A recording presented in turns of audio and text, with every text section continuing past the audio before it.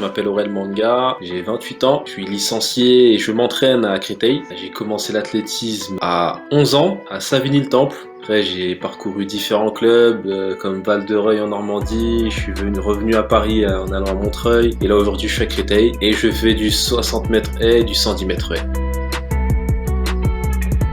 C'est moi qui ai choisi les haies. Parce qu'à la base de base, j'ai commencé pour faire du triple saut parce que je voulais faire comme mon grand frère qui avait le record de France cadet. Moi, je voulais juste le battre parce que quand je suis arrivé en athlé et que j'ai commencé à faire du triple saut, j'ai vu que le triple saut c'était beau à regarder mais beaucoup plus compliqué à faire. Donc je suis allé choisir la discipline sur laquelle je prenais le plus de plaisir et c'était les haies. J'ai testé un décathlon, mais c'est vraiment chaud. Donc sans entraînement, c'était chaud, donc je l'ai même pas fini. Arrivé à la perche, et blocage, il y a des gens qui sautent plus haut que moi en hauteur, et moi avec une perche, j'ai dit vas-y, ça s'arrête là. Et derrière, je suis quand même allé jusqu'au javelot, et au javelot, j'ai voulu rattraper la perche. Mon dos, il s'est bloqué, j'ai pas pu faire le 1500. Voilà ma carrière de décathlète. Alors 2020 jusqu'à mars, c'était, on va dire, normal. Je m'entraînais, j'allais au stade, pas de soucis. Et à partir du, je sais plus, c'était 15 mars, un truc comme ça. On s'est retrouvés à la maison. C'était un peu chaud, on va dire que pendant une semaine, j'ai vraiment rien fait. Ensuite, je faisais un peu de gainage, je courais. Bon, j'ai un îlot central, je vais pas vous montrer l'appartement parce que c'est un peu le bordel. Mais c'est arrivé qu'on court autour de l'îlot central ou qu'on court sur place. Septembre-octobre.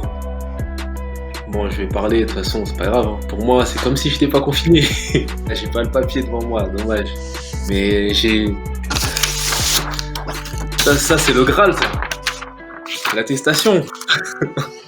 Ça, c'était mon Graal. Le statut de sportif de haut niveau, ça me permettait d'aller au stade, ça me permettait de continuer à utiliser tout ce dont j'avais besoin pour ma pratique. Donc, j'ai besoin d'aller voir le kiné, j'ai besoin d'aller voir l'ostéo, j'ai besoin d'aller au stade, forcément. J'ai besoin de manger, de m'hydrater, donc je sors. Je vais pas me mentir, moi je vis quasiment normalement. Allez, pendant le confinement, je pense que dès qu'il y a eu les commandes possibles, là, Uber Eats, machin, bon là je leur fais de la pub, c'est pas bien, mais franchement on a eu tous les codes promo, on les a tous utilisés. Je me suis fait plaisir, j'ai mangé et j'ai pas pris, si j'ai dû prendre 2 kilos, je les ai reperdus au bout de 3 semaines quand on a pu se retourner au stade. Ah, je peux commander tout là à 300 mètres. En vrai je pourrais y aller à pied, mais on était confinés. Il y a un bon africain là, donc on a pas mal commandé chez eux, on a commandé tout ce qui est asiatique et un peu de tout en vrai. On a fait le tour. Hein. Je pense qu'on a fait le tour de tous les restos qui livrent jusqu'à chez moi. Là, un truc comme ça autour du cou, avec une belle couleur. Et après, on croque comme ça. Ça, c'est un truc normalement qu'on peut avoir tous les 4 ans, mais vu qu'on est sur une année exceptionnelle, on pourra l'avoir dans 3 ans aussi. Les jeux, c'est les jeux. C'est un rêve. Pour certains, c'est un rêve d'enfant. Moi, ça a été un rêve d'enfant. 2016, ça a été ça. Normalement, c'était 2020, mais 2021, c'est à moi. Ouais, il y a un moment où faut pas jouer les timides et pour y croire, faut vraiment se mettre dedans. Là aujourd'hui j'ai un master d'électronique que j'ai eu là en 2020. En fait j'en ai profité sur le premier confinement pour le terminer. Donc, j'avais un stage à faire, une soutenance à passer, un rapport bien rédigé. Donc j'ai pris le temps de faire tout ça, je l'ai validé. J'ai pris 4 ans pour faire mon master. Donc, depuis 2016 je suis dans mon master, j'ai étalé mes années, j'ai arrangé mon emploi du temps. Donc ça m'a pris pas mal de temps. Et aujourd'hui je suis en train de chercher une entreprise qui m'accompagnera dans ce projet sportif. Et où moi je pourrais m'investir aussi dans le domaine universitaire que j'ai étudié. Et ce sera un donnant-donnant avec cette entreprise-là et qui me permettra ensuite de lancer mon après-carrière sportive. Ma spécialité, c'est les systèmes embarqués. Dans mon cursus, j'ai vu les bases d'électronique pour de l'embarqué, pour dire du fixe. Mais c'est vrai que ce qui m'intéresse le plus, c'est l'embarqué. J'avais une tendance à aller vers tous les sujets qui allaient sur l'automobile quand j'étais à la fac. Donc c'est les entreprises que j'ai ciblées. Mais avec le Covid, c'est un peu galère. Les entreprises font de la pub avec des annonces, mais elles recrutent pas forcément. Et après, il y a aussi des opportunités peut-être que j'ai laissé passer et d'autres qui vont arriver, donc faut être patient. Un top 3 d'entreprises, en numéro 1, je mets Valeo. Valeo, je le répète, parce que Valeo, ils ont un centre qui traite sur l'automobile qui est à 5 minutes de mon stade. C'est-à-dire que je serai à l'heure tous les matins et je serai très investi et je pourrais aller à l'entraînement tranquille. Donc ouais, je mets Valeo numéro 1, après en numéro 2, je pourrais mettre Thalès. En numéro 3, je vais mettre Mercedes. Pense à moi, voilà, je vous envoie mon CV direct. Game Boy, PlayStation, la 2, surtout la 2. À cet âge-là, j'avais pas le droit, mais je jouais déjà à GTA et j'étais à fond. Je rentrais de l'école, c'est simple.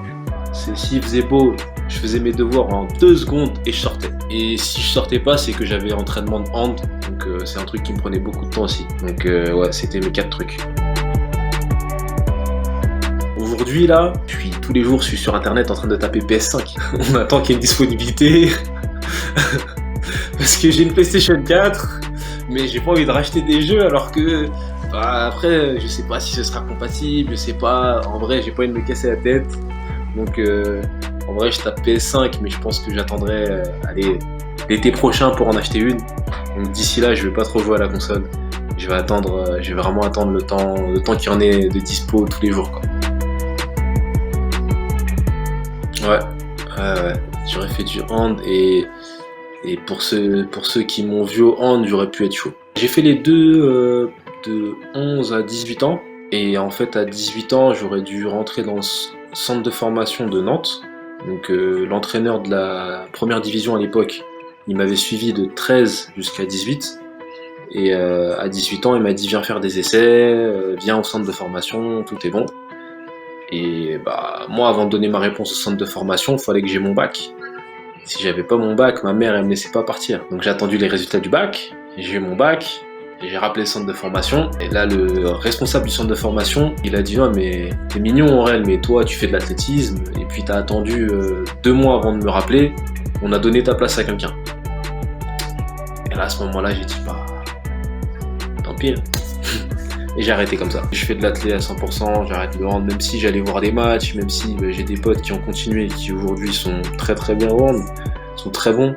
Mais il y a des choix comme ça. Aujourd'hui, je regrette pas et je sais que bon, quand j'arrêterai l'athlé, on va me demander de venir jouer vite fait, j'irai me tordre un genou, une cheville, mais voilà.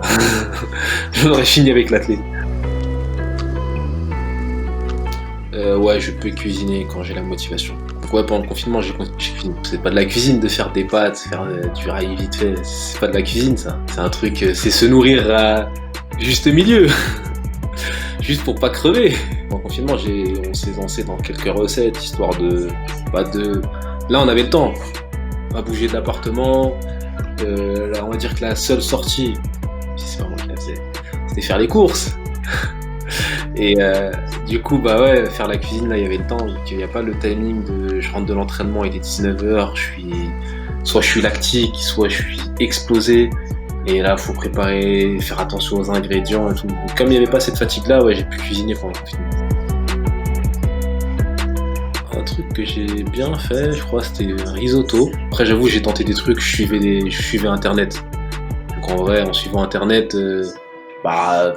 Si on voit que ça n'a pas trop le goût qu'on aime, on rajoute le petit truc qui fait que ça rentre dans nos cases. Donc ouais, je pense que le truc que j'ai le plus réussi, c'était le risotto. Après, les autres trucs, on va dire, c'était à mon goût. Ma mère, la cuisine, c'est ma mère, quoi. Là, je pourrais tuer si elle me dit je fais du poulet ce soir, là. Il est 17h30, je vais le chercher. Confinement, pas confinement, j'y vais. La petite anecdote, c'est que ma mère, elle était pas là pendant le confinement. Ma mère, elle était bloquée au pays. Ça veut dire que quand je dis confinement, pas confinement, si ma mère avait été là, elle me dit oui, j'ai fait du poulet ce soir. Ouais, j'arrive. Je serais parti. La première personne qui m'a charrié sur Dunk, je crois, c'était Thomas Delmestre. Ah, big up à lui. On était à Nantes et il me disait ouais, mais c'est impossible de dunker sans élan. Et j'ai regardé, j'ai dit mais t'es fou quoi, 2 mains, une main, sans élan, vas-y. Et du coup, bah, on a dunké sans... Enfin, j'ai réussi à dunker. Lui, il a mis 2 ans avant de réussir. Talent caché, ouais, je dirais les réparations simples sur une voiture. Je vais changer les plaquettes, les disques de frein, ça va. Je peux faire une vidange. Après, le reste, quand c'est compliqué, on appelle le daron. Ah, mais je dirais à Lyon, bah oui. Difficile à dompter, hein. Donc je me suis dit, ouais, Lyon. J'avoue qu'en ce moment, tous les trucs brésiliens, c'est ce qu'on regarde sur Netflix. Moi, je donne la série parce que c'est la période avec le Covid. Ça s'appelle L'autre côté, la Vala. Alors cette série, vas-y, je vais pas spoiler, mais bon, ça parle d'une maladie infectieuse. Et ensuite, on est projeté en 2045. L'autre côté, tu regardes. Bon, là, en ce moment, c'est un peu chiant parce qu'ils mettent un épisode par semaine. Mais j'avoue que j'aime bien, enfin on aime bien regarder des séries et on les enchaîne genre allez, en un week-end ou en une semaine, on a tout regardé. Mais c'est pour ça qu'on partage les codes. Je suis de free. L'alcool c'est pas de l'eau. Hein. Et j'ai déjà bu mais c'est pas mon truc. Vous connaissez les Istio-Red, hein. Ma meilleure victoire, c'est ma médaille à Birmingham 2018 et la pire défaite, je sais pas comment la définir, mais je dirais les Jeux de Rio. C'est pas vraiment une course que j'ai perdue, mais c'est une sélection que j'ai pas eue. Dans le sens où, je casse comme ça, je regarde, je vois, je suis troisième, je dis ouais, je regarde ma mère, ouais, je regarde mon père, ouais, je me dis c'est bon, je regarde le coach, ouais, c'est bon. Et puis au moment où la liste elle sort, je me rappellerai toute ma vie, j'étais Willem Bellossian. Et il me dit, oh, ils t'ont pas pris. À ce moment-là, c'était dur. Hein. Ah, c'était dur. C'était dur. Mais bon. Après, il y a eu un petit micmac avec une histoire de relais où on m'a réintégré dans le relais parce que j'avais fait des 100 mètres et j'avais été plus ou moins rapide sur cette saison. Sauf qu'arrivé là-bas, on m'a dit c'est même pas on m'a dit tu cours pas, on m'a dit tu rentres à Paris, donc j'ai fait un aller-retour au Brésil pour rien. Là, à ce moment-là, là, ça a été dur. Qu'on me prenne pas sur le 110 et que, bah vas-y, c'est un choix, ils font leur choix, y a pas de problème. Mais qu'après qu'on me fasse miroiter des choses avec un relais en m'appelant, en me disant ouais, on aura besoin de toi si Christophe il est en finale du 200 mètres et si Jimmy il a fait tous les tours, on peut avoir besoin de toi sur la série du relais et tout. Je suis ouais, vas-y, pas de problème. Si je suis bon, ouais, si je suis pas bon, bah vous me mettez sur le côté. Et faire le stage il était, c'était déjà dur, hein, mais faire le stage en voyant à ce moment-là Dimitri et mon coach qui sont sur le côté, mais je vais pas m'entraîner avec eux, je suis là avec les relayeurs. Déjà, j'essayais d'être à fond quand même. Sauf que après ça, on me dit bah ouais, merci d'avoir joué le jeu, tu rentres à Paris. Ce jour-là, ça m'a fait mal. Mais bon, quand on voit ce qui s'est passé derrière, dès l'hiver, je suis au championnat d'Europe en salle, l'été, je suis au championnat du monde, l'hiver d'après, j'ai ma première médaille, j'ai rebondi direct. Ça change, hein. Ça change. Pour dire, je sais même plus quels sons j'écoutais en boucle cet hiver. Là, en ce moment, j'avoue que à l'entraînement, on va dire, on va mettre de la musique, mais c'est des playlists qui passent un peu de façon aléatoire. Mais arrivé en compète, j'ai pas souvent des écouteurs. Les rares fois où j'ai des écouteurs, c'est que j'ai vraiment une chanson à me mettre en tête. Mais sinon, j'écoute l'environnement, entendre des gens qui courent, entendre des blablabla, entendre les starters, ça fait partie de ma compète, ça fait partie de mon échauffement. Ah si, la musique du moment, mais bon, y a pas de compète. J'écoute Drake là, je sais même plus comment elle s'appelle, la dernière qu'il a sortie là. Love, Don't Cry, ou je sais plus ce que c'est le titre. Si je prends dans un championnat, on partage la chambre avec quelqu'un, mais on peut se retrouver seul dans la chambre. Je suis pas trop réseaux sociaux, donc il y a un moment quand j'arrive en compète, je coupe mon téléphone, je suis plus joignable du tout. Et même déjà de base, on a tendance à m'appeler, c'est plutôt moi qui rappelle parce que je décroche pas toujours tout de suite, sauf si je suis vraiment en pausé. On va dire que cette bulle, elle se fait petit à petit, je parle de moins en moins de personnes, et donc que ce soit même ma famille, ils m'envoient des messages, mais ils savent très bien que je vais répondre après. Donc je me retrouve à parler plus qu'avec coach, accompagnateur mental, kiné, et je me retrouve vite à plus parler à personne parce que quand on dit à vos marques, il n'y a personne avec moi. Chacun a son couloir, et donc il faut se faire petit à petit. Et moi, comment je m'y fais, c'est avoir déjà le bruit ambiant. Parce que quand on rentre sur la piste, y a des gens qui vont peut-être encourager, des gens qui vont crier, il va y avoir la clap, donc ça fait partie déjà de ce bruit-là. Donc ça m'aide en tout cas à rentrer dedans. Après c'est chacun, il y en a qui ont besoin de ce truc-là, parce qu'en chambre d'appel aussi, des fois il n'y a pas de son, on est enfermé dans un truc tout petit, et ça devient Alors ça devient stressant, ça peut devenir stressant, ça peut devenir gênant. Après, bon, moi je suis joueur, donc c'est plus un jeu qu'un stress. Parfois c'est un boost, parfois c'est un frein, parfois c'est une sécurité.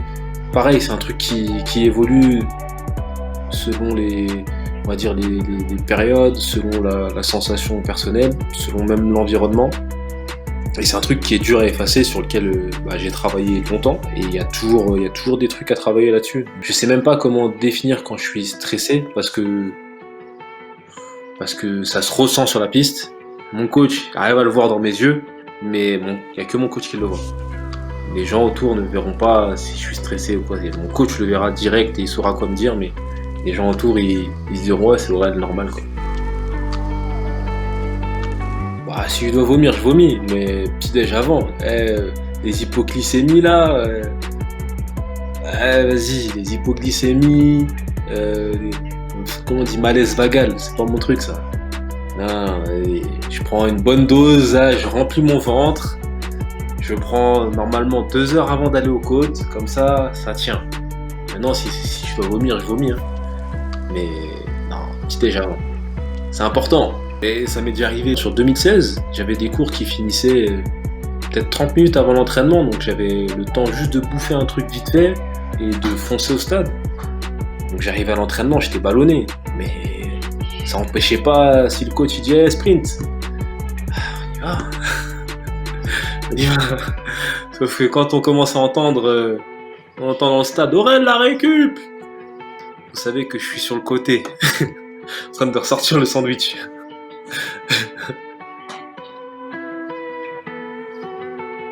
Un petit mot pour la fin.